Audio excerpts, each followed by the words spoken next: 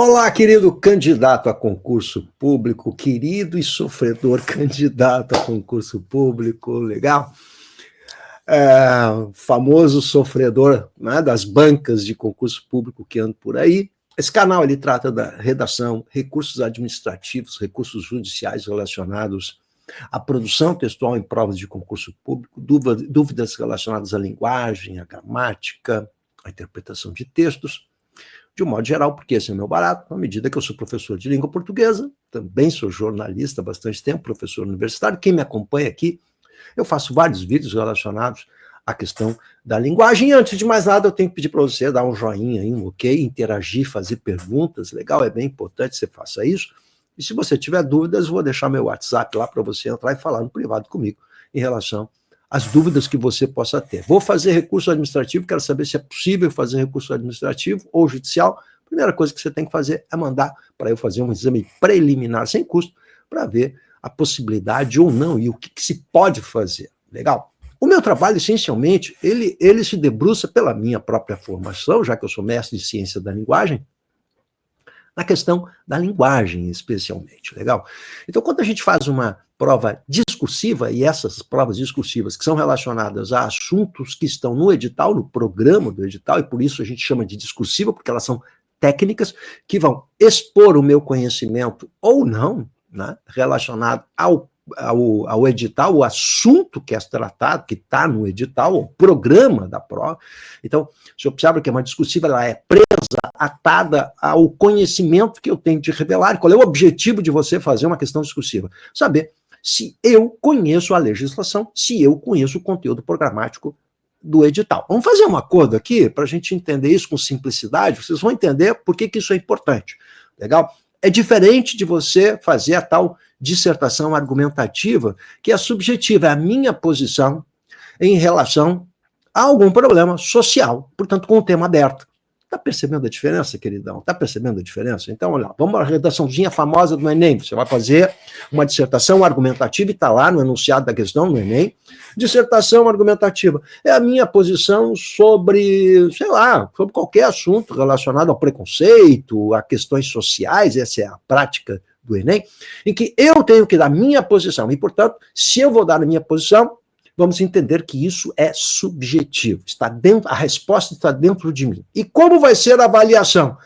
A avaliação, e o avaliador, ele é treinado para verificar se você consegue convencê-lo, se você consegue persuadi-lo da sua posição, ou seja, se você argumenta de maneira conveniente, correta e precisa, defendendo a sua opinião. Mas você pode ter a opinião que você quiser, eu não posso julgar a sua opinião.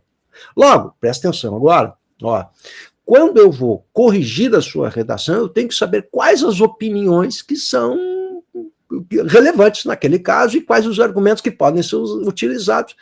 Mas é uma régua de correção, um padrão de correção aberto, porque as posições podem ser múltiplas. Então eu tenho que ver o que eu aceito e o que não aceito. Você entende o que é trabalhar com tema aberto? Você tem a sua posição sobre preconceito no Brasil, por exemplo, é a sua posição.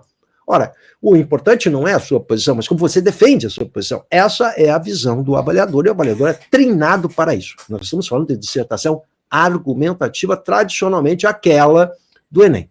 No caso do CNU, foi a questão do bloco, do último bloco, se não me engano, era o bloco 8, né, e que era a dissertação argumentativa, que era um tema aberto. Legal? Não sei se eu acertei o bloco agora, não sei se é 7 ou 8. Legal? Mas vai lá, é aquela que é do ensino médio, que era uma redação, uma dissertação, melhor dito, né, do tipo argumentativo, em que o candidato vai dar a sua posição e eu vou julgar se essa posição está correta ou não. Bom, pá, agora vamos para os outros blocos que são discursivos. É a dissertação, mas modelo discursivo. O que seria isso?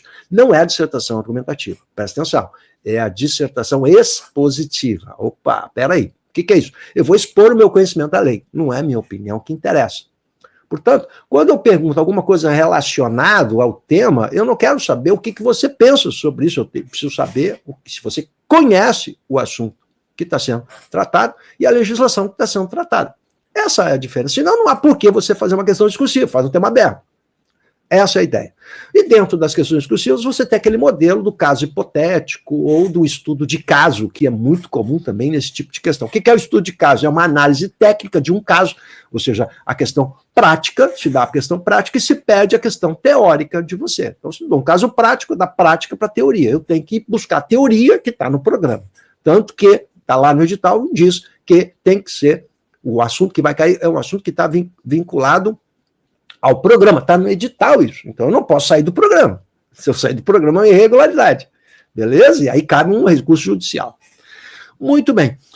O problema básico que acontece aqui é que, na maior parte das vezes, a análise que as pessoas fazem, e o candidato não precisa saber isso, é uma análise do ponto de vista legal, da legislação. No caso, o CNU, do Bloco 4, que é o mais famoso, é o advogado. Você vai dar para um advogado que ele vai analisar a questão trabalhista lá, a questão da insalubridade da mulher, gestante, lactante, como é que é essa situação trabalhista dela, os direitos que ela tem diante da Constituição. Então, o que eu tenho que ver? Se você conhece os direitos da mulher grávida, ou lactante, ou gestante, não é? Em relação à insalubridade, em relação à Constituição e as leis de um modo geral. Então, eu tenho que cobrar de você o que você entende da lei e a parte, portanto, teórica, aplicada à parte prática de um caso hipotético que foi apresentado. Esse é o ponto inicial. Então, se eu sou convidado a fazer um enunciado, eu digo, professor, o senhor vai fazer uma questão aqui, né? Vamos imaginar que eu trabalho, conheço muito bem como funciona isso, o cara vai me contratar, diz, olha, eu quero que você faça aqui uma questão discursiva para a prova e tal. Eu tenho que estar ligado a isso. Esse é o fundamento. Eu não posso fugir disso. Legal? Isso é o ponto de partida para a gente entender. Ora, vamos pegar, e nesse vídeo eu vou mostrar para vocês um exemplo do CNU 4, nos problemas que eu já tenho relatado aqui nesse, mas eu também quero apresentar uma outra dúvida que apareceu da Carolina, que ela me traz isso, e ela fez uma prova lá para Cariacica, no Espírito Santo, municipal, e apareceu um problema de linguagem. Então, o que eu tenho dito são que não adianta a análise de um advogado, você precisa de uma análise de alguém que entenda a linguagem para saber se foi tecnicamente bem formulada a questão ou se ela tem ambiguidades, falta de clareza, que é isso que eu vou mostrar. Então, muitas vezes a questão discursiva, os problemas que ela apresenta são relacionados a problemas de linguagem, da má formulação da questão, que leva a problemas de falta de clareza. E dentro da falta de clareza você tem uma série de coisas, uma delas é a ambiguidade. O que a gente entende por ambiguidade? Diz para mim, o que é ambiguidade? Não é duplo. Pode ser triplo, quádruplo, é mais de um significado. Ou seja, um enunciado que remete a outras ideias. Portanto, falta precisão nesse enunciado. Ora, isso é uma questão de linguagem, e não uma questão técnica relacionada ao programa. Percebe a diferença? Então, vamos lá. Para você entender isso melhor, eu vou me forçar, de novo, a apresentar para você aqui o caso do CNU, porque ele é mais emblemático. Por que você tem falado do CNU? Porque ele é emblemático, e ele me serve de didática para você entender como funciona essa coisa, porque se você está fazendo concurso público, você precisa entender. E aí a galera tem me mandado material, e a gente vê que os problemas são de linguagem. E é isso que é complicado de explicar, porque a maior parte das vezes o candidato está preocupado com o programa, não é? Com a resposta, com a nota, ele não percebe que o enunciado tem defeitos, que leva a equívocos, que leva a outras interpretações. Olha a subjetividade da linguagem, e é o que eu tenho dito sempre nos laudos que eu faço, relacionados ao CNU, que o direito, ele se constrói, olha para mim agora, por favor, eu vou falar bonitinho aqui, o direito se constrói na linguagem, sem a linguagem não há direito. Meu querido, eu dou aula para a galerinha do direito lá, legal? Então, a primeira coisa que a gente tem que aprender é lidar com a linguagem. Se eu não souber lidar com a linguagem, eu não construo um advogado. O advogado tem de conhecer a linguagem. Sim, isso eu vou bater, eu brinco com meus alunos. Logo, muitas vezes eu vou fazer um enunciado de uma questão, eu penso uma coisa, mas o cara entendeu outra. Aí eu tenho que ver, poxa, mas vem cá, isso aqui pode ter uma outra interpretação realmente. Nada e nenhum problema você reconhecer que você fez um enunciado de maneira errada. Ora, se isso acontece numa prova, que eu aplico com meus alunos do jeito, o que eu tenho que fazer? Eu tenho que relativizar a resposta. Logo, a minha resposta e o padrão que eu tenho de resposta, ele não pode ser um padrão prescritivo, ele tem que ser um padrão sugestivo. Ou seja, há várias possibilidades, ou mais de uma possibilidade de resposta, e eu tenho que aceitar aquelas respostas, porque o problema está no enunciado. E eu não posso punir o candidato se o enunciado da questão tem problema de clareza. Não é lógico isso que eu estou falando, tá? Mas onde está isso? Bom, aí que está o problema. Como lidar com isso? Como mostrar isso ao juiz? Não é que vai dizer o seguinte, não, mas o STF já disse que eu não posso substituir A banca é isso que o STF está fazendo e é isso que os juízes se escudam, é isso que eu tenho dito nos meus laudos, né? Se escudam para não julgar o caso. Por quê? Porque reconhece a sua ineficácia, a incapacidade de poder analisar a linguagem. Então nós estamos diante de um problema aqui. Não é? Por quê? Porque falta à justiça ferramentas para poder fazer essa análise. E não adianta você dizer, segundo o STF, que isso é uma questão de isonomia. Por quê? Porque quando você faz um enunciado errado, a isonomia foi para o espaço. Nem se fala em isonomia, o enunciado está errado. Então, se o cidadão interpretou corretamente, o enunciado tem problema, eu sou punido na nota? Bom, aí a gente vai olhar, o que eu estou dizendo tem lógica, tem sentido, por amor de Deus, não é? Então vamos lá.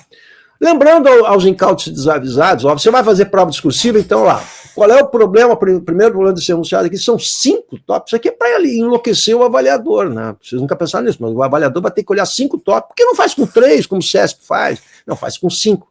E dos 5, ele tem desmembramentos em mais de um, por exemplo. Então é muita coisa para você fazer um padrão. Então já começa assim, ó, o cara que fez isso não sabe fazer. Não sabe fazer prova discursiva e prova de concurso público. Ponto número 1, tá? Você está vendo que a minha visão é diferente da sua. Você quer fazer a prova e tirar uma nota boa. Eu faço a análise do todo. Essa é a minha função. Eu tenho que enxergar holisticamente. Eu tenho que enxergar todo o bagulho aqui. Legal? Todo o negócio, né? Sempre que você faz uma questão discursiva, a primeira pergunta, ela está relacionada a uma questão conceitual. Então não perde seu tempo, queridão. Já sai na introdução dizendo o que é uma atividade insalubre, o que caracteriza, porque esse é o tema central a ser abordado. Atividade insalubre, o que caracteriza. Já sai na introdução, não vai fazer aquela introdução argumentativa, como comum da dissertação argumentativa, que você vai expor todos os pontos que vão ser elencados para depois desenvolver, que é o que muita gente fez. Não, cara, você tem 30 e poucas linhas para falar um monte de coisa, para abordar um monte de coisa. Então não perde seu tempo. Quem vai fazer discursiva já sai rasgando o primeiro item lá, que é o conceito e a definição. Isso já serve de introdução. Não é? O último item vai ser a conclusão, ponto final, carinha. Ou seja, olha aqui, cada um desses itens aqui tem que ser um parágrafo, porque é para você ajudar o avaliador a achar a resposta no seu texto. Não é óbvio? Tá, então nós estamos falando de uma dissertação que não é argumentativa. Tá claro isso aqui? Tá claro? Eu vou repetir. Não é argumentativa. Essa dissertação, ela é expositiva. Ela tem uma estrutura um pouquinho diferente. Continua sendo uma dissertação, mas ela tem uma estrutura um pouquinho diferente. Será que é tão difícil entender isso? Eu vou ficar rasgando o verbo aqui, né? Porque a minha insistência é, eu sou prof, então eu tenho que continuar batendo nessa tecla aqui, né? Agora, vamos lá. Foi para o item 2 e o cara diz assim, argumentação consistente sobre se há proteção adequada à mulher gestante ou lactante ou nascitura ou recém-nascido nesse contexto hipotético. Bom, tá claro aqui, e o cara está dizendo, nesse contexto hipotético, qual é? É o estudo de caso que foi apresentado no enunciado da questão. Então ele quer que você argumente de maneira consistente se há proteção naquele caso específico, por dizer, não tem proteção, porque se pediu isso, se pediu aquilo outro, não houve proteção naquele caso hipotético especificado. Legal? E eu tenho que dizer por que não houve, porque a legislação, não porque eu penso, não é, se não seria argumentativo, eu acho que não pode porque isso é um absurdo. Não, isso não é argumentativo, não é o que tu acha, meu queridão, é o que está na legislação. Então, liguei o caso hipotético à legislação. Olha que redação é ligação, sempre digo isso, né? No entanto, há um problema técnico aqui quando o enunciado da questão traz a palavra argumentação, porque a argumentação, ela é subjetiva.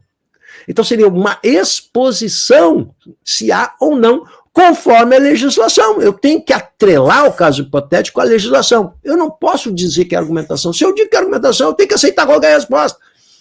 Então, o que eu tinha que colocar aqui? Se o caso hipotético, se existe proteção conforme a legislação, para o caso hipotético é tão fácil, por que botaram argumentação e além disso ainda botaram o adjetivo consistente?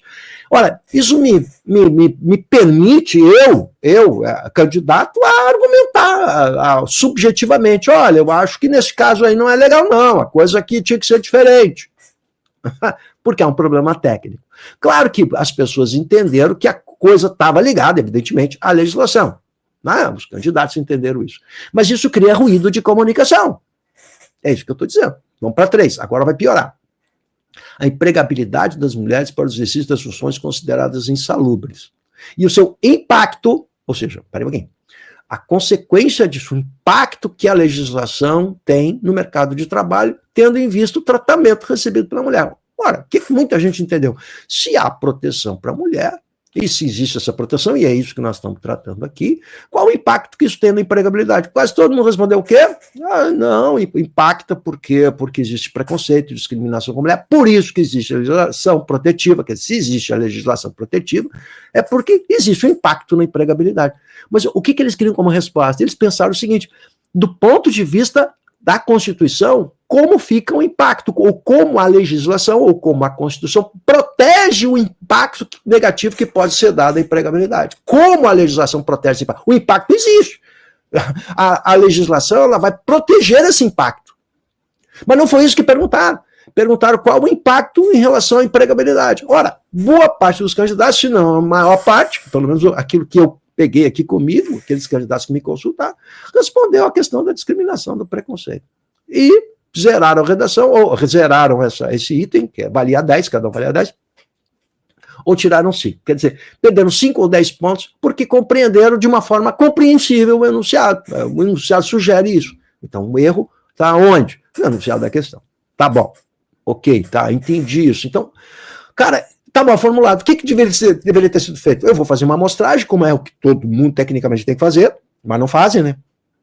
Por causa do tempo e da grana, então esse é o problema. Você tem que pegar, corrigir algumas redações, vou pegar 50 redações aqui do CNU 4, tá? E vou examinar o que os caras respondem. Olha, os caras respondem aqui, pois é, mas olha ali, ó, é possível. E aí a minha régua ela não pode ser prescritiva, ela tem que ser sugestiva, eu vou ter que aceitar uma série de suposições. Por quê? Se uma parte imensa dos candidatos entendeu dessa maneira, porque não sei, tá com problema, gente, é isso, é óbvio. Eu sou professor. Então é isso, eu fiz uma questão e eu começo a ver que as pessoas respondem e entenderam de outra maneira, poxa, deixa eu ver se não foi o problema meu, não é? Se não foi o meu enunciado que está com problema. E todo mundo, gente, isso é uma atividade humana, todo mundo erra. Agora, a coisa piora, porque vai entrar no ponto que eu queria discutir aqui com vocês. A proteção da gestante e da lactante de forma adequada no ambiente de trabalho, considerando a Constituição. Opa, então, agora eles fizeram diferente do item anterior, eles trouxeram a Constituição explicitamente, ó, tá lá, a Constituição conforme, considerando a Constituição. Se é considerando a Constituição, a resposta está presa à Constituição, então não é o que eu penso, é o que está na Constituição, tá claro aqui. E como a Constituição protege a mulher, legal? Aí vem uma soma, aí você quer agora, vem bem como de soma, aí ferrou, ó. Estava tão bonitinho agora, bem como, não precisa mais nada, mas bem como se a situação está de acordo com a proteção dos direitos dos trabalhadores. Bem como se a situação está... Mas qual situação? A situação da empregabilidade ou a situação do caso hipotético? Ambiguidade. Porque a palavra situação é um hiperônimo, ou seja, é uma palavra grande, desse tamanhão, enorme. Beleza? Você está entendendo qual é o problema? Então, é um problema de linguagem aqui. Problema de linguagem. Né? E é isso que eu estou...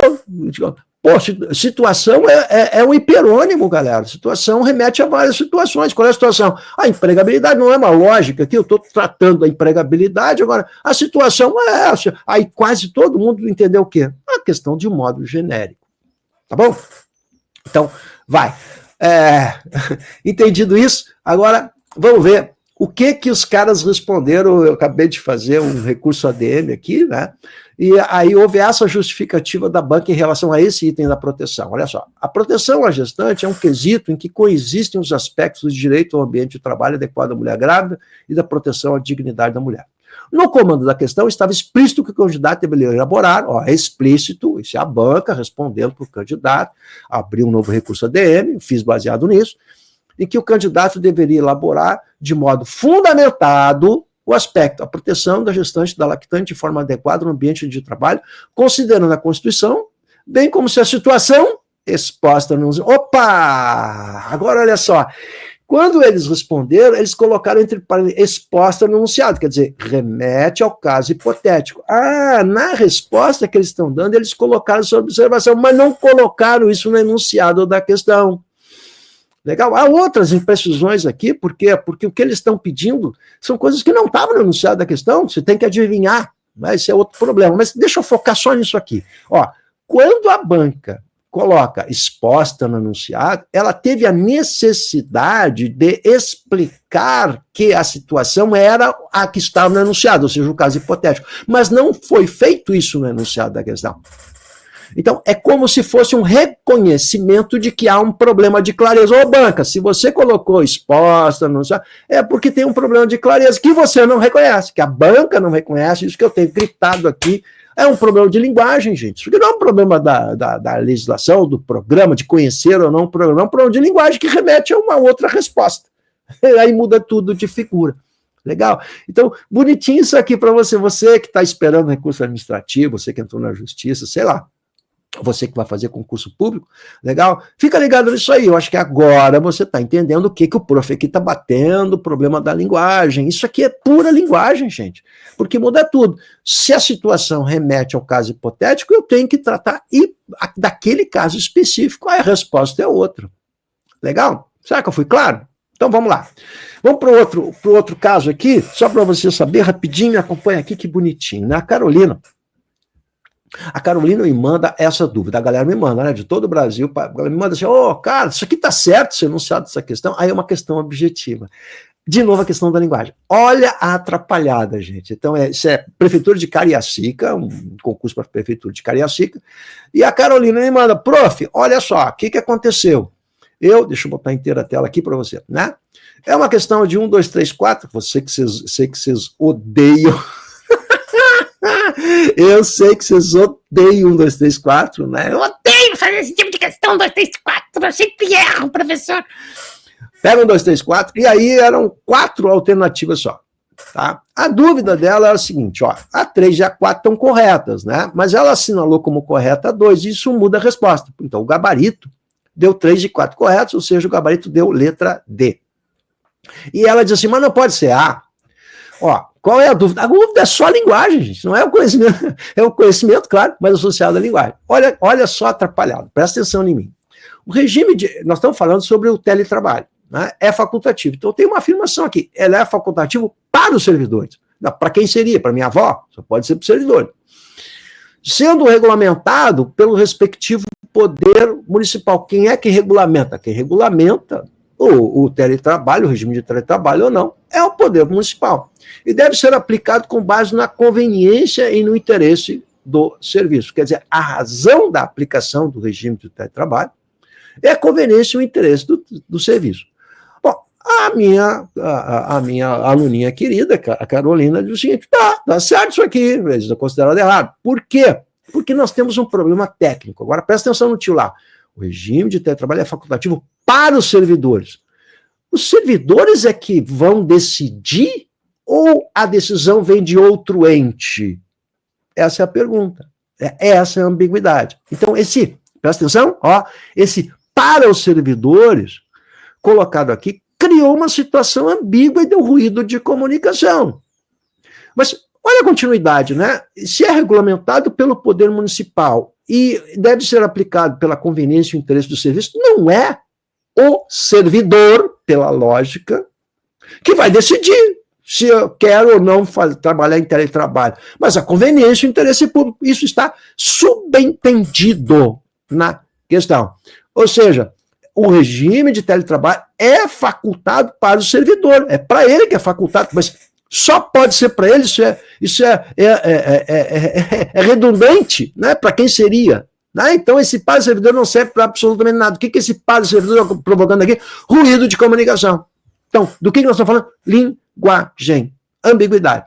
Muitos candidatos entenderam que é o servidor que vai decidir se quer ou não, ou seja, ou para o servidor há uma ideia passiva ou ativa. Muito bem, em recurso ADM, você está entendendo qual é a brincadeira? Vamos aprofundar isso? Em recurso ADM, os alunos disseram, não, mas isso aí está errado, não é o servidor, e fizeram um recurso pedindo que alterassem para a resposta D. Então, o julgamento da banca foi o seguinte, olha que bonitinho.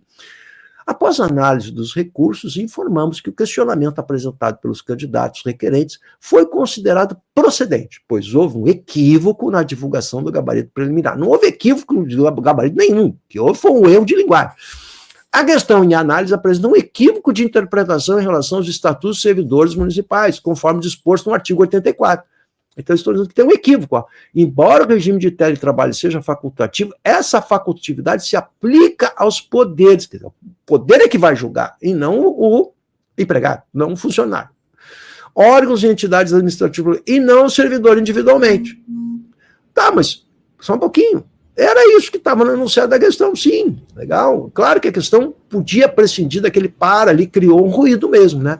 A afirmativa 2, ao indicar que o teletrabalho é facultativo para os servidores, pode levar à interpretação equivocada de que sua adesão depende exclusivamente da escolha do servidor, quando na realidade a decisão cabe à administração. Quer dizer, quem é o passivo e quem é o ativo? Legal? Essa é a ambiguidade criada. Dessa forma, a afirmativa 2 deve ser considerada incorreta. Então, eles consideraram incorreta essa afirmação número 2. E mudaram o gabarito. Então, apenas a afirmativa 3 e 4 estão corretas. Muito bem. O que você acha agora? Me diga aí você. Legal? Então, de novo, um problema de linguagem. Bacana, legal, bonito, lindo, maravilhoso. Mas olha só. A questão, implicitamente, me parece lógico, pelo enunciado da questão, que esse servidor é passivo, não é ele quem decide pela continuidade do enunciado da questão. Claro que aquele servidor está provocando um ruído. O que a gente pode discutir é o ruído. Não, isso aqui provocou um ruído, não dá para... Nós podemos discutir esse caso. Mas agora, olha só que bacana, gente. Vamos olhar o artigo 84, então me dei o trabalho, claro, fui olhar o artigo 84, e olha, agora não vamos falar de gramática, vamos falar de ambiguidade, vamos falar de linguagem. Você está pronto aí? Vamos lá, ó o prof aqui, hein? Artigo 84, lá da Prefeitura de Cariacica, fica autorizado o regime de teletrabalho no âmbito do município, sempre facultativo nos respectivos poderes, órgãos e entidades, em função da conveniência e do interesse do serviço. Como ferramenta de gestão, não se constituindo direito do servidor. Então não é o servidor que decide isso, devendo ser mantida a capacidade plena de funcionamento dos setores em que haja atendimento ao público interno ou externo. Então está claro aqui no artigo 84 que não é o servidor que vai decidir. Mas presta atenção, não foi colocado no artigo 84 aquele para o servidor, como está no enunciado da questão. Volta no enunciado da questão, olha lá. No enunciado da questão diz assim, é facultativo para os servidores. Esse para os servidores que não precisava estar aqui. Não precisava estar aqui. Mas quem é que colocou essa praga aqui? É isso aqui que está... Olha o que é a linguagem. Ela tem armadilha. De todo mundo cai armadilha de linguagem. Linguagem é uma desgraceira. Legal? Então, esse para os servidores aqui que é o nosso grande problema. Muito bem. Então, volta lá. Qual é o probleminha que nós temos aqui? Agora vai incorporar o professor de gramática. Vai incorporar. Olha lá. Fica autorizado o regime de teletrabalho no município. Presta atenção, agora vou incorporar a gramática. Né? Fica autorizado o regime de teletrabalho. Quando eu digo fica autorizado, quem é o sujeito dessa oração? Né? O sujeito da oração é o regime de teletrabalho, que é um sujeito passivo. Sofre a ação de ficar autorizado. Alguém autorizou. Isso é uma frase passiva. Passiva analítica. Ora, quem é o agente? Na passiva analítica, quem é o agente? O agente é o agente da passiva. Fica autorizado por quem? Né? Ou seja, quando a gente transforma em ativa, é aquele agente ativo que vai autorizar. Então, é o poder público, é o agente público, é a administração é que vai autorizar o regime de teletrabalho. Óbvio que só pode ser para o servidor. Mas não aparece aqui para o servidor, porque fica implícito e desnecessário na legislação você colocar isso. Mas quando eu digo que fica autorizado o regime de teletrabalho, não está especificado explicitamente o agente da passiva. Fica autorizado por quem? Pelo poder público. Aí ficaria claro que tem um agente da passiva. Esse agente da passiva está omisso na frase. Então ele fica subentendido. Alguém autorizou. Mas não está explícito na frase quem autorizou. A gente entende pelo enunciado, pela sequência da frase, como diz lá, em função da conveniência do interesse do serviço, como ferramenta de gestão, não se constitui um poder do servidor, quer dizer, está implícito é o poder público que vai autorizar ou não. Fica implícito isso. Mas não está explícito, então não está errada a frase. Mas ficaria melhor redigida esse artigo 84 se aparecesse o agente da passiva. Fica autorizado o regime de teletrabalho no âmbito do município pelo poder público, pelo agente público. Legal? Aí ficaria mais... A lei precisa ser explícita e clara. Ou seja, quando foi deixado aqui omisso, implícito o agente da passiva, você pode julgar ou interpretar de diversas formas.